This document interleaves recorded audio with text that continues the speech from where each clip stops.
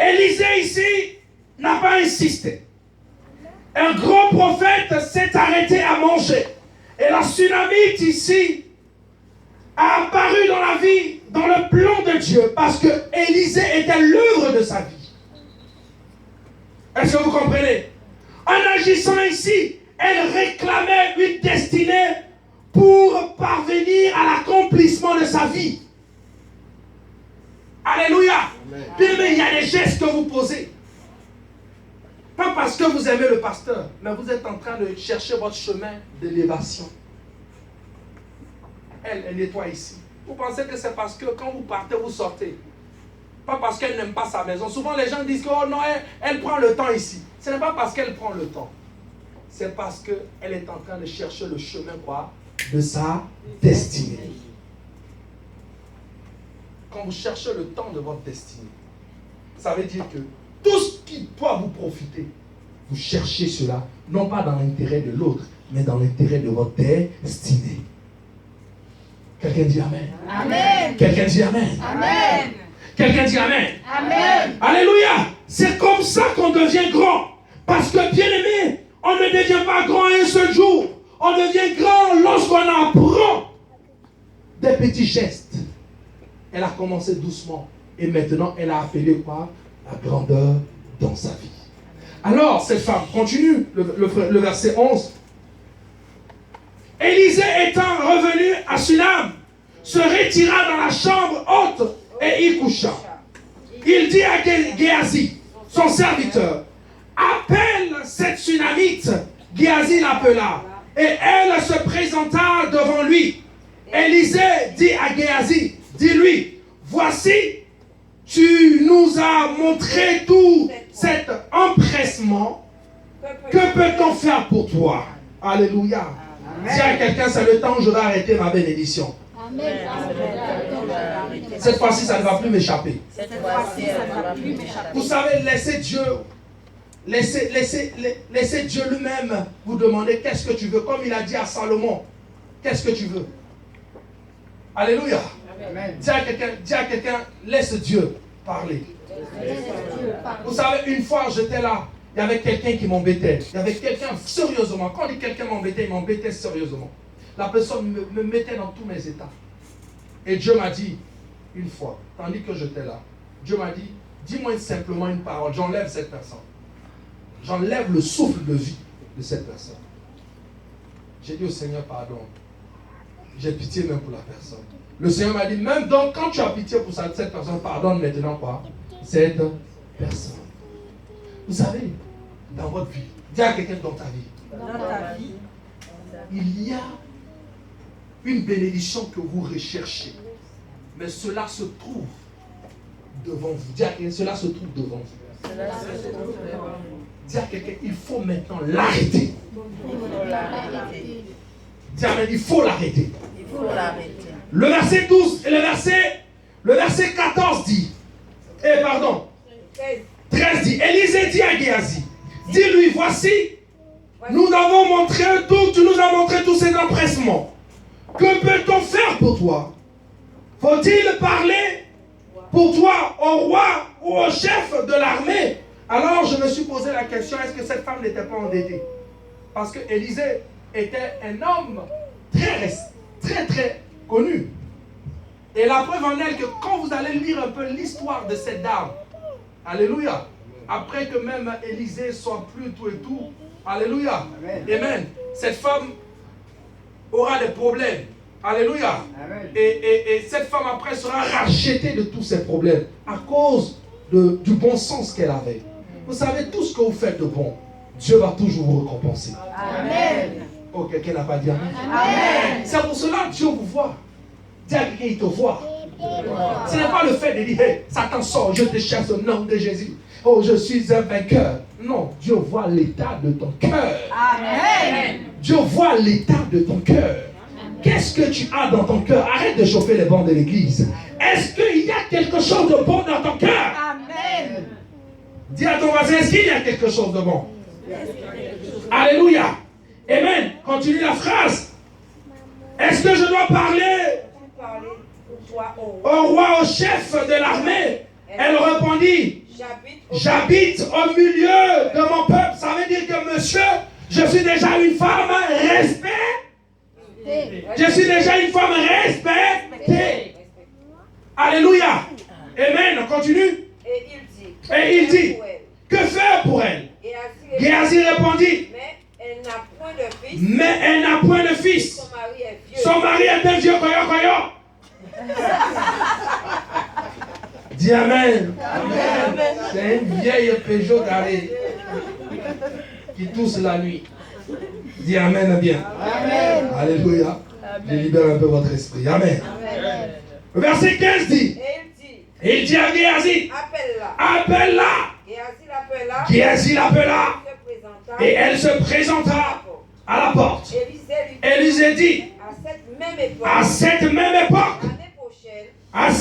époque, où tu m'as arrêté, l'année prochaine, tu embraseras un fils.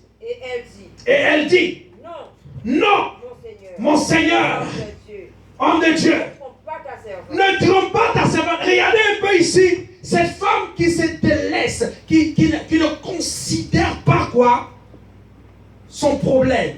Alléluia. C'est vrai, elle a un problème. Mais elle banalise quoi son problème parce qu'elle se dit quoi? Cela n'est plus quoi possible. Donc si elle est en train de faire du bien au prophète, ce n'est pas parce que elle veut quelque chose. C'est dans le but que quoi? Elle veut recevoir d'abord ce que Dieu a pour elle quoi? Dans le ciel. Or, elle sépare ce que Dieu a pour toi dans le ciel. Lorsque cela est acquis, cela se déverse quoi sur toi dans le physique. Oh my God. Vous n'avez pas compris. Vous n'avez pas compris. Alléluia.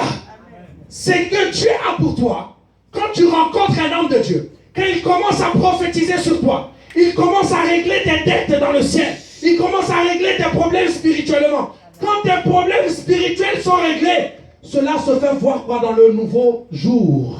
Amen. C'est pour ça que la Bible dit prospère à tous égards, comme prospère l'état quoi de ton âme. Amen. Ça veut dire sois en bonne santé. Amen. Quand ton âme est en bonne santé, cela se fait voir quoi? Physiquement. Amen. Alléluia. Amen. Donc elle ne comprenait pas le langage du prophète. Alors quand le prophète prophétise, ça veut dire que tout le temps qu'il mangeait, tu as arrêté la bénédiction. Femme, tandis que je parle, à l'instant, comme tu m'as arrêté dans ta maison, spirituellement, ton problème de stérilité, c'est réglé. Amen. Comme tu as cru que je suis un saint homme de Dieu, parce que je ne peux que donner ce qui est de Dieu. Je ne peux pas donner ce qui est des hommes. C'est pour cela, lorsque Jean et Pierre et Paul et Jean et Pierre étaient auprès de cet homme qui était quoi, ce paralytique, ils ont dit quoi? Nous n'avons ni argent, ni or, mais au nom de Jésus, lève-toi et marche. Parce que ce que j'ai, ce qui est à moi, ce n'est pas ce que quelqu'un a de physique, mais c'est ce que quelqu'un a de surnaturel. Alors, je ne peux qu'opérer dans le surnaturel pour toi. Et si j'opère dans le surnaturel pour toi, Dieu va déverser cela aussi quoi? Dans le physique. Est-ce que vous comprenez? Amen. Amen, amen, amen, amen. Alors, écoutez, continue. Cette femme devint enceinte. Cette femme qui dit qu'elle est vieille, maintenant elle va devenir quoi? Enceinte. Et elle enfanta un fils à la même époque. Alléluia. Donc écoutez-moi bien, dis à ton voisin, arrête de dire que tu as des problèmes. Arrête de dire que tu as des problèmes. Dieu engendre souvent les problèmes à travers la grandeur. Vous savez, chaque problème, il y a la grandeur qui est cachée derrière. Si ton mari ne te respecte pas, c'est parce que Dieu sait que derrière, il aura un respect total qui est en train de se dessiner. Amen. Oh, quelqu'un n'a pas dit Amen. Alléluia. Donc ne proclame pas qu'une situation que tu vis, tu ne pourras jamais aboutir à une issue de sortie ou avoir une paix. Alléluia. N'imaginez même pas un instant que Dieu est incapable de faire. Quand vous avez arrêté votre bénédiction, sachez que à l'instant où vous avez arrêté cette bénédiction va prendre forme. Amen. Amen, amen. Amen. Amen, amen. Donc, chaque problème qui arrive, Dieu met quelqu'un sur votre chemin pour pouvoir l'arrêter. Dieu sait que dans ta famille, il y a un problème de sorcellerie. Dieu sait que tu es une femme, tu es célibataire. Dieu sait que tu es malade. Dieu sait. Et c'est pour cela qu'il t'a amené quoi? Au centre chrétien de renouvellement de l'intelligence. En sortant de ce lieu, tu as arrêté ta bénédiction et tu l'expérimentes maintenant. Alléluia. Et c'est pour cela, bien-aimé, nos difficultés, nous ne devons pas nous réfugier derrière nos difficultés. En disant, j'ai des problèmes. J'ai des problèmes. J'ai des problèmes. Or, derrière tes problèmes, il y a une solution. Dis amen plus fort. Et c'est pour cela, quand vous pensez que vous avez des problèmes, arrêtez de dire cela. Dis à quelqu'un, appuie-toi sur l'Éternel. Prenons le psaume 46. J'aime beaucoup ce psaume. Psaume 46. À partir du verset 1. Vous êtes dessus? Ah, c'est une grande bénédiction ce soir. Est-ce que ce soir tu es prêt à arrêter ta bénédiction? Amen. Tu es prêt à faire comme la tsunamite? Amen. Alléluia. Depuis que tu viens ici à l'église, on va voir si tu es prêt à arrêter. Continue.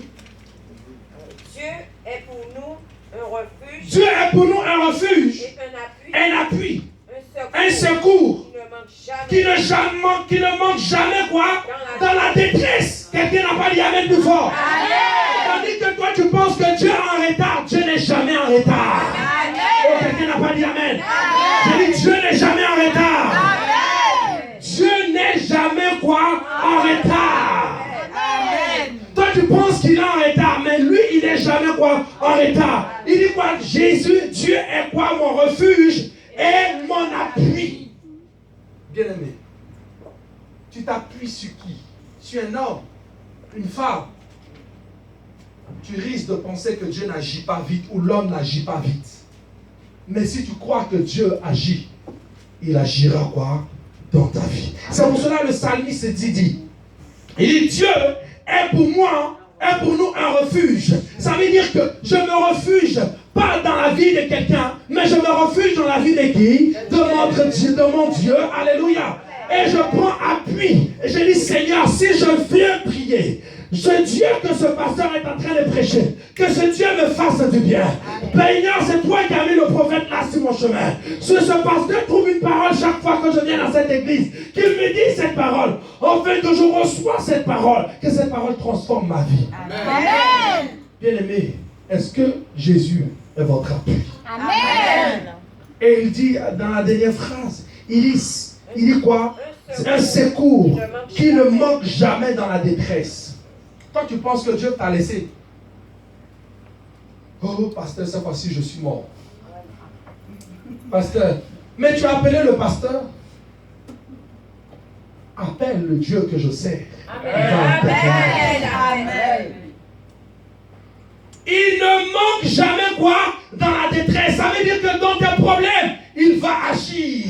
Mais cette femme était dans la détresse. Cette femme était dans l'angoisse. Cette femme était dans les pleurs. Et Dieu a choisi un jour pour dire à cette femme, je vais envoyer un homme de Dieu dans ta maison. Peut-être que cette femme voyait ce temps passer. Et elle a dit un jour, je vais arrêter ce pasteur. Amen. Et lorsqu'elle arrête le prophète, c'est sa bénédiction qui commence. Amen. Quelqu'un dit Amen. Amen. Quelqu'un dit Amen. Amen. Dieu va te rattraper dans tes problèmes. Dis Amen ce soir. Dis Amen ce soir. Amen. Chaque personne sur la terre est née avec une pression. Chaque personne sur la terre est née avec une pression. Le jour où tu es né, peut-être qu'on t'a mis des tuyaux dans le nez.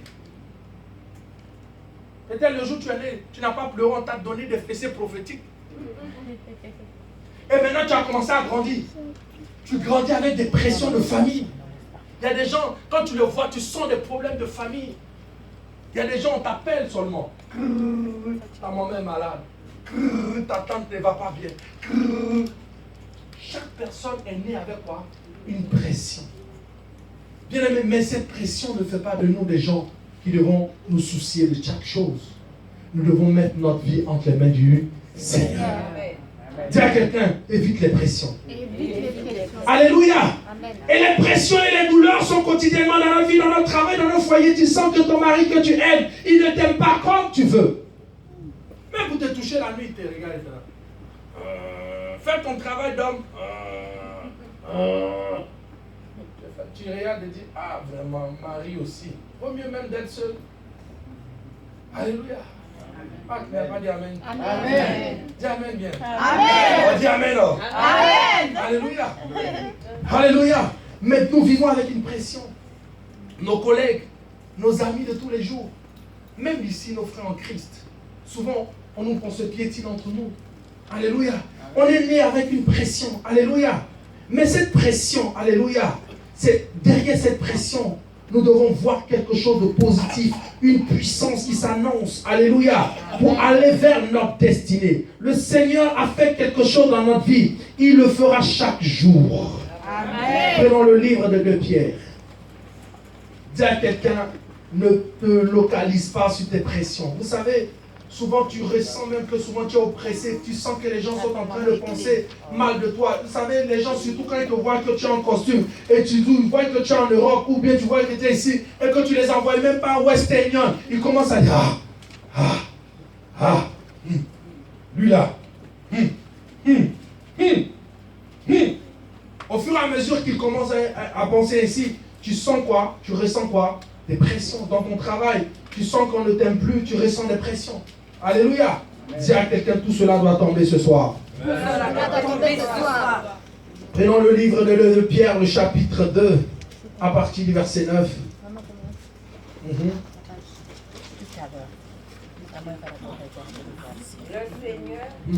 Le Seigneur sait donc délivrer de l'épreuve les hommes pieux et réserver les injustes pour être punis au jour. Le verset 9 dit, le Seigneur sait délivrer quoi? De l'épreuve. Les hommes pieux. Des hommes pieux. Demande à ton voisin, l'Éternel va te délivrer de l'oppression. L'Éternel va te délivrer